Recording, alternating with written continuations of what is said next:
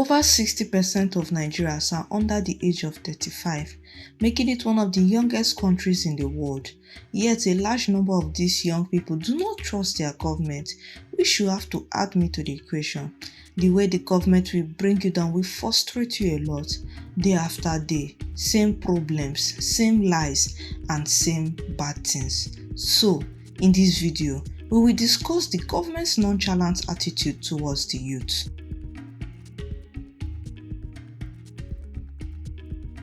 The distrust that young Nigerians feel towards their government did not happen overnight. It has been building and piling up like mud for years. Many youths believe that the government officials are more interested in personal gain than serving the people. And let me not even dare to remove corruption in the equation.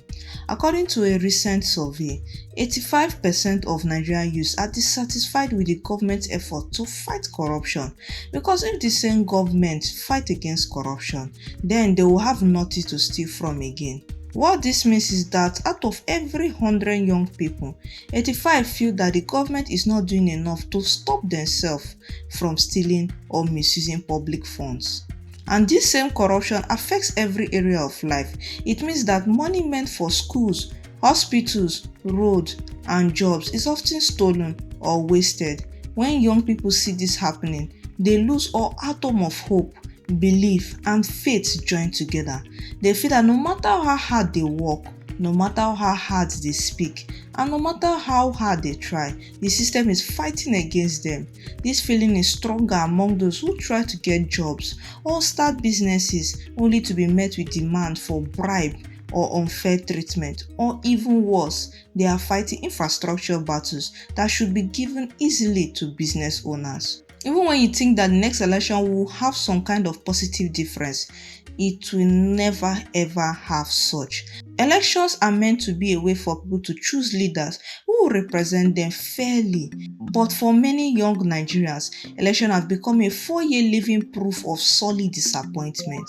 A recent report found that 73% of young people between the ages of 18 and 35 do not trust the Independent National Electoral Commission, which we call them INEC, to conduct free, fair, and credible elections. 73% is way too high, because it is a high number because of how deep the distrust is. Many young people have been seeing elections where results were disputed or where violence and intimidation were used to influence outcomes. Others have been turned off by the constant lies and misinformation that spreads during campaigns, especially on social media.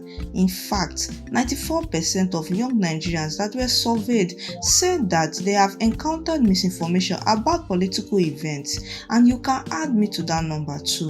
And 73.5% said that they have been receiving disinformation campaigns, which of course are common online. As a result, many youths have decided to stay away from politics altogether. Because of them staying away, voters' turnout in recent election has dropped sharply. In 2023, only 28% of eligible voters cast their ballots, compared to over 50% in 2011. Even the politicians knows that this is a crying sign that many young people feel that their votes do not count, and many politicians are not even interested in their needs. For me, this is the truth, because all of them are saying it, and it's a reality big time. For over 5 years, Nigerian exporter Badamasi Kabiru shipped tons of spicy beef jerky to buyers in the United States. Until recently, demand was steady, orders predictable, and profits matched export efforts. But this year, that changed. The U.S. tariff policy under President Donald Trump has made products like Badamasi's expensive overnight, forcing American buyers to reduce or cancel orders. The economy is another area where young Nigerians feel let down. Nigeria has one of the highest rates of youth unemployment in the entire world. The young people who are graduating are not idiots, because they know that the job market is full of crap. If you see one job, Thank your God. Even those with skills and education joined together are battling day in, day out to get a job. The lack of jobs is not about the economy, it's about how the government handles economic policies. Many youth believe that government officials do not care about creating jobs or supporting small businesses. Instead, they feel that the policies are made to benefit the rich and the powerful, while ordinary people are left behind. This has led to a sense of hopelessness among young Nigerians. A recent survey found that 54% of young people are pessimistic about the future of the country, while only 20% are optimistic. This means that for every 5 young people, 3 believe that things are going to get worse and never ever going to get better. Now, once you are done with the battle of joblessness, you have to enter the war zone of insecurity. Many parts of the country, especially at the north side of the country, are affected by violence, kidnappings, and other forms of nonsense crimes. The youths are feeling unsafe in their own communities and in their own schools. They see the government as liabilities who can't do anything about it, and even to protect them is a difficult task for the government. The lack of security makes it harder for young people to focus on their education, jobs, or businesses. It also makes them to feel that the government is not doing anything, especially at the basic jobs, which is the ultimate of keeping them safe, secured, and sound. As Nigerians, youth or no youth, we try as much as we can to use social media platforms in spreading more awareness on what we are facing, and this is where social media comes in. Social media has become a source of news and information for Nigerian youths. About 84% of young Nigerians rely on social media for news, but only 57% trust the news they are seeing online.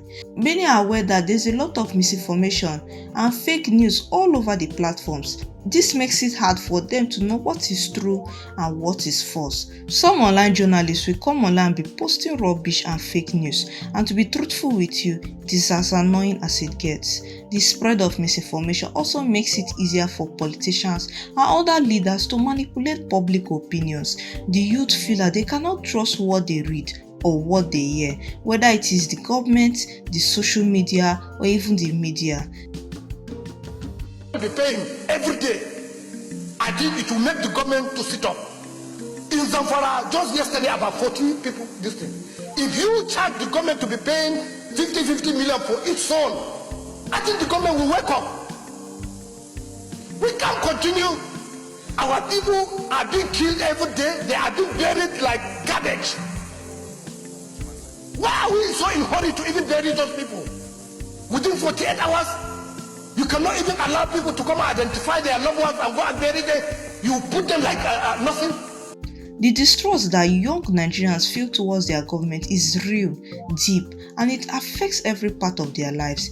It makes them less likely to vote, to join political parties, or to participate in community activities. The root of years of corruption, failed promises, and broken systems joined together can make any citizen be broken.